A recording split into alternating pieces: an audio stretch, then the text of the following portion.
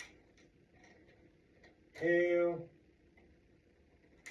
toe, heel, toe, heel, toe,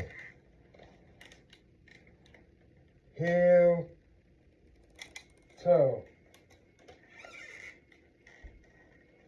heel, toe, heel, toe,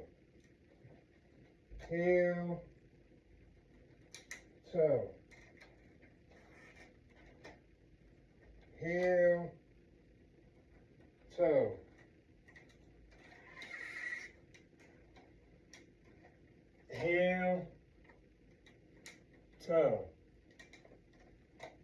heel, toe, heel, toe,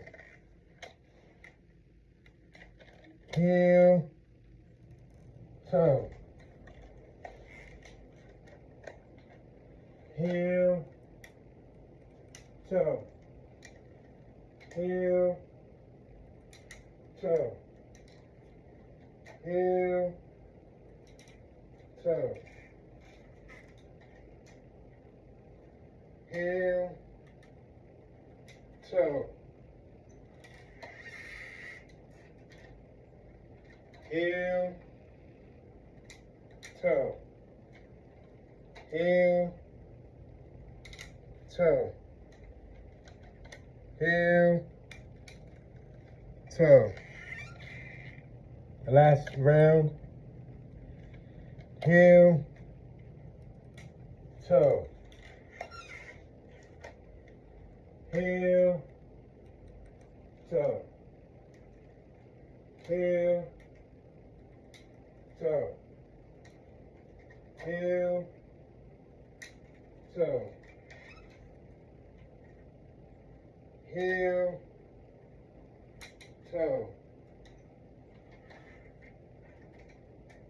heel, toe, heel, toe, heel, toe. Okay. And with that, oh yeah, there's one other exercise that we use the parallel bars. He said I could just use this, my crutches to do it. I guess I'll do it from right here. This is a good angle right here. Alright, so basically if this, he said to keep the brace on when I do it as well, so 1, 2, 3, 4, 5, 6, 7, 8, 9, 10.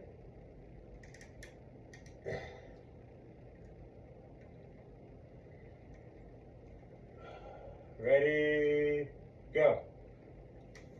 1, 2, 3, 4, 5, 6, 7, 8, 9, 10. Forwards. 1, 2, 3, 4, 5, 6, 7, 8, 9, 10. I'm going to do it this way because I want to see if there's a difference. So back it up just a little right there. 1, 2, 3, 4, 5, 6, 7, 8, 9, 10.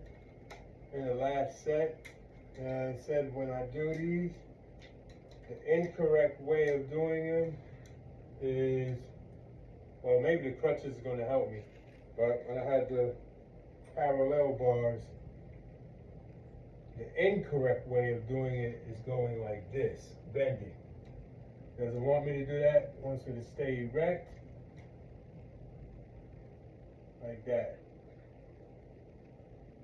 2, 3, 4, 5, 6,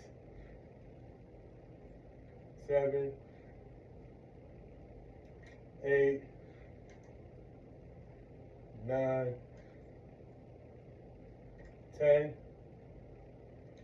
Okay, that's one. Final set.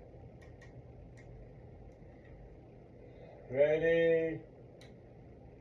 Go. 1, 2, 3, 4, 5, 6, 7, 8, 9, 10. Okay. And that concludes my exercises for today. It's late. I did them late. Did not know my sit down with Unc was going to take so long. And then we chopped it up for hours afterwards. That was off camera. So, again, to all my subscribers, I want to say thank you for your patience. Thank you for your time. Also, please remember that I am not a licensed professional. What I do and the exercises that I'm showing y'all have been recommended to me by my physical therapist. So I strongly encourage anybody who is about to have surgery and going to go to physical therapy, or if you're already currently doing physical therapy, that whatever you see me doing, you bring it to your physical therapist first. But actually do whatever exercises they recommend for you to do. My podcast is only about to inspire those and motivate people who are not comfortable with the process of rehab or rehabbing. Excuse me. Outside of that, again, thank you for your patience and dealing with me, the amateur. Again, pass this along, U-N-I-VERSELIFETV. That is at U-N-I-VERSELIFETV. When you type it in, you type in U-N-I-VERSELIFETV. And I am your host, C. Wynn, and thank you for another episode of my ACL Journey. I appreciate you all. Peace and blessings.